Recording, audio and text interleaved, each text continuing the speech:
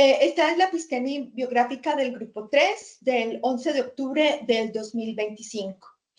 La materia es sujeto, dinámicas psicosociales. El grupo 3 está conformado por Luis Eduardo Sáenz, Paola López y Astrid García, que soy yo. La episteme biográfica que hemos analizado para esta oportunidad nos da la oportunidad de alinear nuestras experiencias con la historia personal como sujetos que transforman la realidad y tienen una coherencia con la historia colectiva. A continuación vamos a presentar las diferentes convergencias y divergencias de los integrantes del grupo 3 a la luz de la brecha digital, apoyados con los autores de referencia que hemos estudiado para esta asignatura. La primera parte son los hitos de la episteme biográfica mía. Están divididos en tres partes, 4 segmentos. La primera es el pasado, con todo lo relacionado con la pirámide de Maslow del 2019, la seguridad de amor, pertenencia y cobijo, que hace parte de las necesidades básicas. Esta primera fotografía es mi padre y yo cuando yo tenía 2 años, tomada en Barranquilla en 1972. Es una evocación de una primera fase donde se hizo, digamos, los fundamentos de todo el proceso del desarrollo personal, que da después como paso al trabajo de la comunidad como lección de Rotterdam, porque mi papá tuvo una droguería durante, pues muchas durante toda su vida, y él era un hombre que trabajaba para la comunidad desde que se levantaba hasta que se acostaba. Hacía domicilios, fiaba la droga, cosas así. Entonces, la comunidad siempre estuvo muy presente. Esta fotografía es una pintura rupestre que fue tomada por mí en el Parque Nacional Kakadu, que es aquí en el territorio del norte, en Australia, donde yo vivo. Y esta es la comunidad más antigua del mundo, la comunidad que aún existe y la comunidad viva más antigua del mundo. Entonces, esta es una evocación a esa comunidad como lección de Rotterdam y esa oportunidad que tengo yo de estar en contacto con este proceso de desarrollo, tanto en la comunidad como en el territorio en el que habito. El hibridismo cultural es la segunda fotografía, donde está mi hermana y yo. Ella asistió a recibir mi diploma de magíster de desarrollo rural de la Universidad Pontificia Javeriana. Y el hibridismo cultural y las necesidades sociales de Maslow, otra vez, que es esta necesidad de pertenecer y aún estando tan lejos y tan cerca, estamos relacionadas y ella está de alguna manera representándome en ese momento, recibiendo algo que era súper importante para mi proceso personal. Y el siguiente es, otra vez, la lengua como dispositivo evolutivo de Reynoso. Y es la lengua como dispositivo evolutivo porque lo traigo a colación porque desde los últimos 8 años que llevo viviendo en este país anglosajón, se han presentado como muchos retos, pero la lengua ha sido un dispositivo para poder acercarme tanto a la cultura como al desarrollo comunitario, y obviamente ha sido un método que me ha ayudado también desde la pirámide de Maslow a hacer la self-actualization. En este caso, esta fotografía particular fue hecha hace un año exactamente en la Semana de la Salud Mental. Yo hice una conferencia en el Parliament House para 200 personas compartiendo mi experiencia de vida con salud mental y como sobreviviente de salud mental. Entonces, pues fue muy significativo y yo sigo trabajando en el campo, entonces esto marca no solamente mi pasado, sino también mi futuro. Gracias, compañera Astrid. Ahora comparto mi epistemiografía. Este es un ejercicio de reflexión personal y teórico que realizo desde el paradigma sociocrítico y la noción de sujeto social. Mi propósito es reconstruir cómo mi historia, mi familia y mi comunidad se han relacionado con la tecnología y cómo estos procesos han moldeado mi manera de aprender, comunicarme y entender el mundo digital. En ese primer apartado, que se llama Memoria Familiar y Generacional, podemos ver una fotografía familiar y donde podemos mirar ahí diferencias generacionales, ¿no? Que una persona mayor y hay una persona joven, que en este caso también es mi hermano. Entonces, mi historia comienza con las generaciones que me anteceden, especialmente mi madre y mis familiares mayores, que algunos viven en la ciudad de Pasto y otros se encuentran en Popayán. Ellos crecieron en las décadas de 1950, 1960 y 1970, en un mundo completamente analógico. Ellos se comunicaban antes por cartas, también trabajaban en máquinas de escribir y veían la televisión a blanco y negro. Este mundo dejó huellas profundas en su forma de pensar y relacionarse, porque antes pues todo era presencial. Y como lo explica Harwitz 2004, la memoria colectiva funciona como un marco social que orienta cómo recordamos e interpretamos la vida. Por eso cuando llegó la digitalización, las plataformas, las contraseñas y los trámites en línea, ese cambio resultó algo abrupto y difícil para ellos. Además, los cambios propios del envejecimiento, como la disminución de la memoria de trabajo, la velocidad de procesamiento de información y la tecnología moderna, les resulta difícil manejarlo. También es algo hostil para ellos. Esto se produce a nivel psicológico: frustración, miedo, dependencia, a lo que Bauman 2006 denomina miedo líquido, que es propio de un mundo que cambia más rápido de lo que se puede asimilar. En esta experiencia familiar comprendí que la brecha digital no es solo la falta de interés ni de capacidad, sino es un reflejo de desigualdades estructurales, la falta de acompañamiento educativo y la presión tecnológica y la época, y también hace falta empatía social. Continuando, mi infancia transcurrió en los años 1990 en la ciudad de Pasto, en una época donde todo era presencial. Las tardes estaban llenas de juegos en las calles, como las escondidas, las canicas, y el televisor era color y solo había uno, y este se ponía en la sala y era sitio de encuentro familiar. En esa etapa mi relación con lo tecnológico fue táctil y afectiva. Por ejemplo, cuando a uno le gustaba mucho una canción y en ese tiempo había cassettes, uno cogía y lo devolvía con un lapicero. Ajustaba la antena del televisor cuando no había señal, y esto era parte del aprendizaje cotidiano. Y como lo plantea Vygotsky en 1978, aprendimos observando a otros, imitando y compartiendo el conocimiento. Y esta forma era comunitaria. Ya en mi adolescencia, a inicios de los 2000, viví la transición entre lo analógico y lo digital. Aparecieron los primeros celulares como los Nokia 1100, el Motorola C115 y los computadores ya con Windows 2000, y también se empezaron a abrir los primeros sitios de café internet donde uno a veces iba a hacer la tarea. Aprendí por medio de ensayo y error, viendo a otros explorando y sobre todo colaborando en esa experiencia vivida, como lo dice Cotto en 1984, a ese tipo de aprendizaje lo llama como experimental, ya que fue una época en la que la curiosidad y el juego me ayudaron a adaptarme a este cambio tecnológico. Y ya en mi adultez, entre 2010 y 2025, la tecnología se convirtió en una parte estructural de mi vida, ¿no? Las redes sociales, como los smartphones, las aplicaciones e incluso la inteligencia artificial transformaron completamente mi manera de comunicarme, de trabajar y de estudiar. Hoy reconozco que pertenezco a una generación que se ha podido adaptar y convivir muy fácilmente con esas tecnologías, ya que es algo beneficioso porque optimiza el tiempo y también nos permite hacer procesos mucho más rápidos,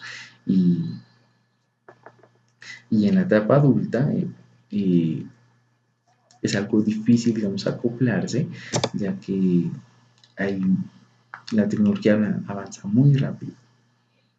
Entonces, por eso es la necesidad de que nosotros tenemos que estar siempre actualizándonos para no quedarnos atrás. Este tercer apartado, que se llama la brecha digital en la vejez, una mirada psicosocial. Bueno, este apartado me evoca recuerdos cuando yo trabajé en la parte de urgencias en el Hospital Divino Niño en Tumaco, especialmente en el área de COVID. Habían personas adultos mayores que les daba miedo manejar estos dispositivos. Algunos decían, esto no es para mí, yo voy a dañar este dispositivo. y con un miedo al manejo de las tecnologías solo en cuanto se les explicaba, ¿no? Y también esas personas, digamos, este tipo de población, no aprende las cosas si no le es útil. Entonces, al escuchar estas palabras, me impactó, porque detrás de esto hay una frustración tecnológica, una dependencia, un miedo, como ya hemos dicho, lo de miedo líquido, y entendí que la brecha digital no es solo de tecnología, sino también representa algo simbólico. Y como lo afirma Solís 2004, la modernidad, el sentido de la vida se produce a través de la tecnología. Quien no logra insertarse con esos espacios digitales queda afuera de un diálogo social. Entonces, esto es lo que ve esta población a diario. Y siguiendo a Triana 2021, aprendí que el sujeto social se constituye en la interacción con otros. Si las plataformas no son accesibles ni empáticas, los adultos mayores pierden la agencia y el reconocimiento.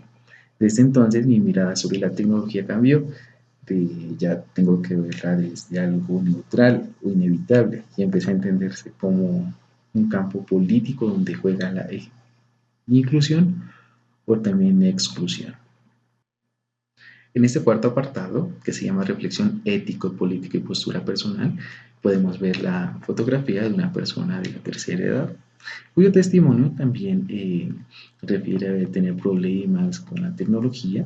Ella dice que la tecnología la atropella, que ha tenido problemas para acceder a servicios de salud y algunos trámites bancarios.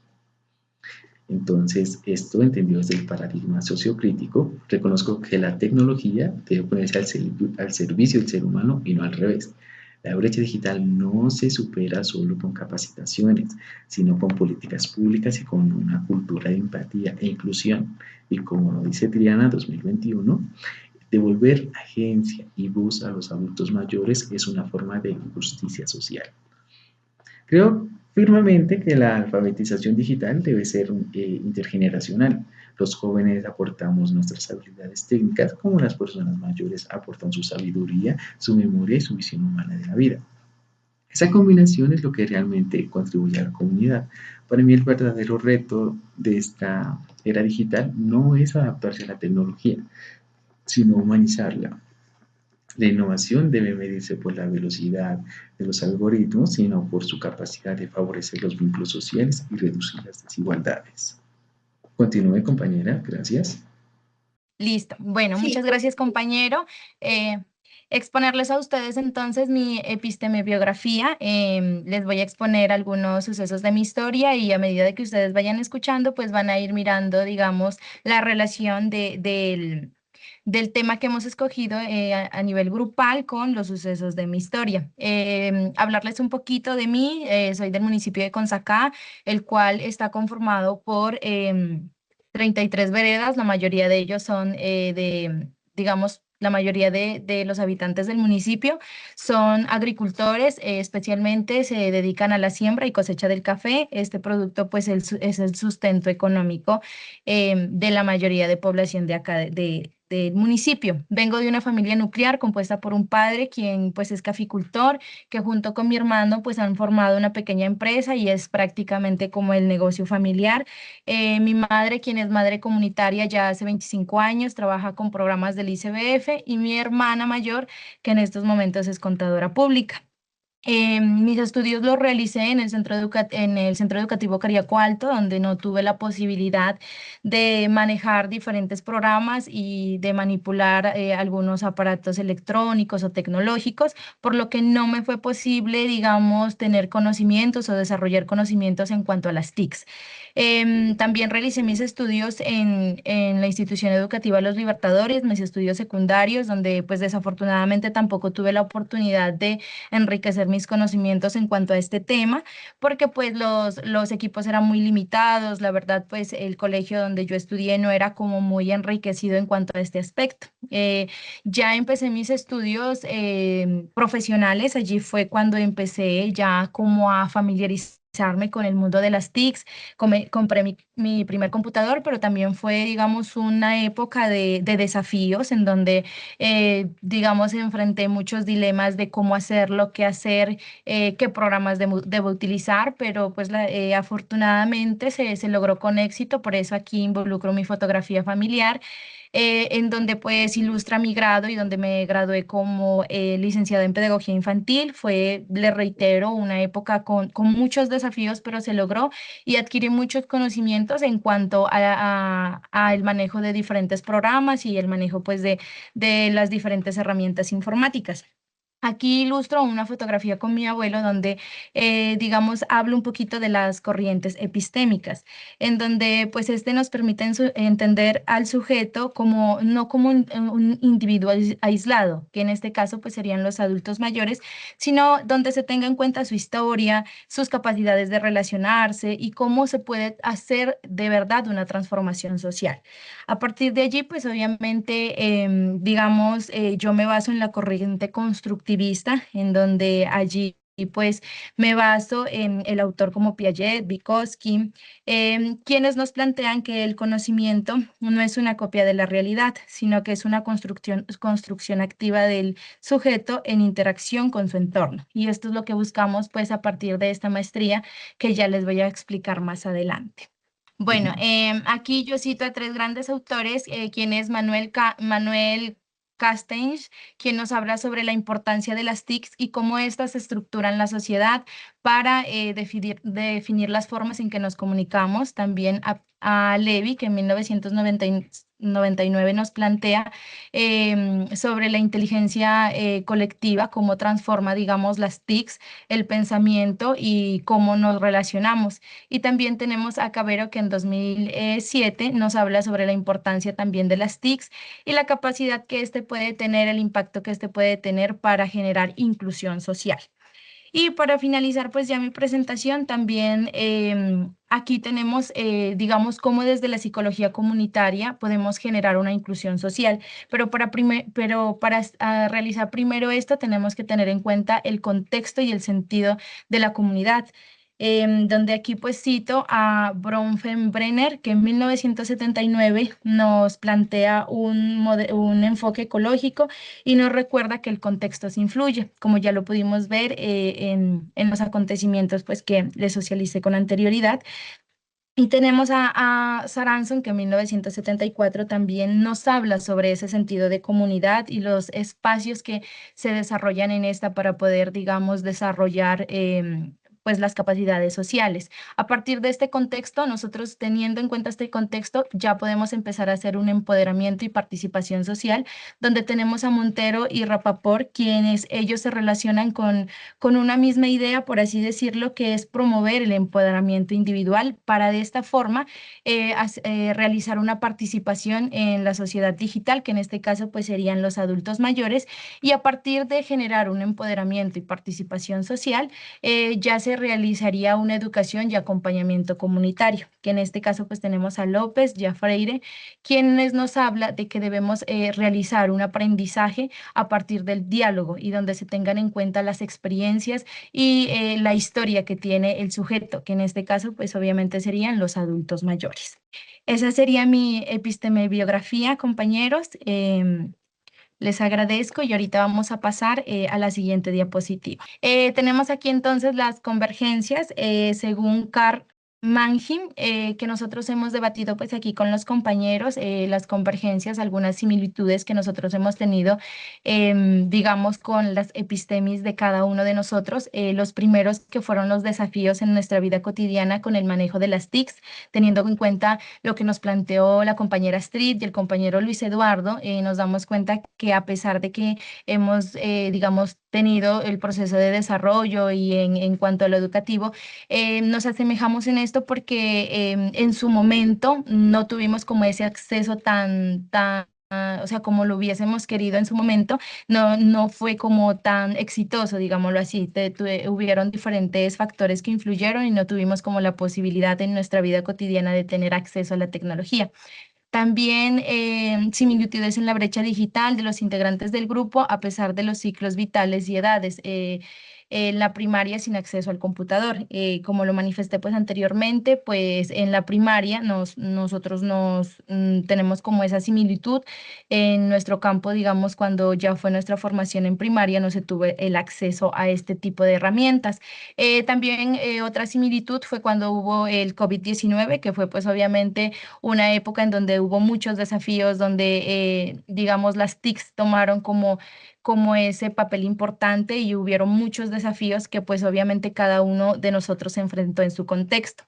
Y en nuestra opinión podemos decir que la brecha digital no se cierra, porque pues a pesar de que se ha adquirido conocimientos, a pesar de que estamos en ese constante desarrollo en cuanto a conocimientos del manejo de las TICs y los diferentes aparatos electrónicos, siempre va a haber una evolución, ¿no? Y nosotros en algún momento vamos a llegar también a esa edad de adultos mayores y van a salir cosas nuevas y más. Hoy en día cuando las TICs avanzan a pasos agigantados. Entonces, también nos podemos dar cuenta de eso. Y pues también otro factor que fueron los medios económicos para acceder a la comunicación o a los diferentes dispositivos electrónicos, pues teniendo en cuenta que ninguno de nosotros, digamos que en su momento tuvo como la posibilidad económica para adquirir un computador, para adquirir pues las diferentes herramientas electrónicas, entonces nos asemejábamos, digamos, nuestras historias en estos ítems que acabo de mencionar. Muchas gracias. Ahora vamos a exponer las divergencias que existen en nuestras epistemografías a raíz de Jan House. Una de estas es las diferencias generacionales que cada uno expuso, que mientras algunos crecieron en entornos analógicos, otros lo hicieron en esta era digital.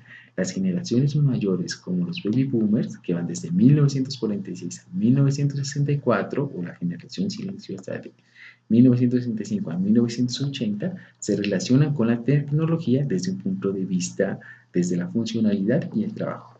En cambio, las personas que pertenecemos a las generaciones centennials o millennials, asumimos la tecnología como una parte natural o neutral de nuestra vida cotidiana. Esas diferencias reflejan lo que nos dice el Redondar 2008, que denomina hibridismo cultural.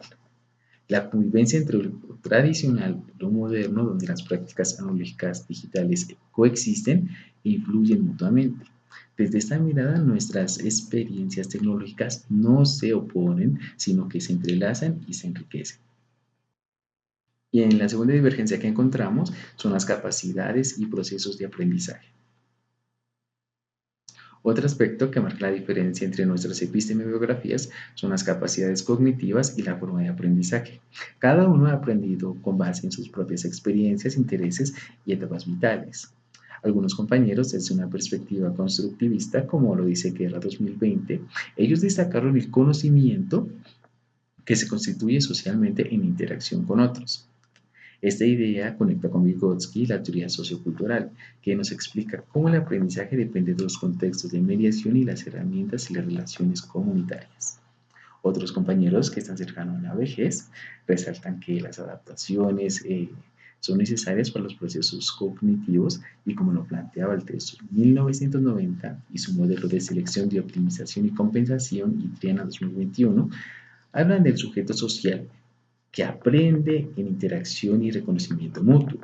A nuestras diferencias en la forma de aprender no son debilidades, sino reflejos de distintas etapas de desarrollo y formas de contribuir al saber y el sentido también que se le tiene que dar a este. Tercera divergencia, contextos sociales, económicos y políticos.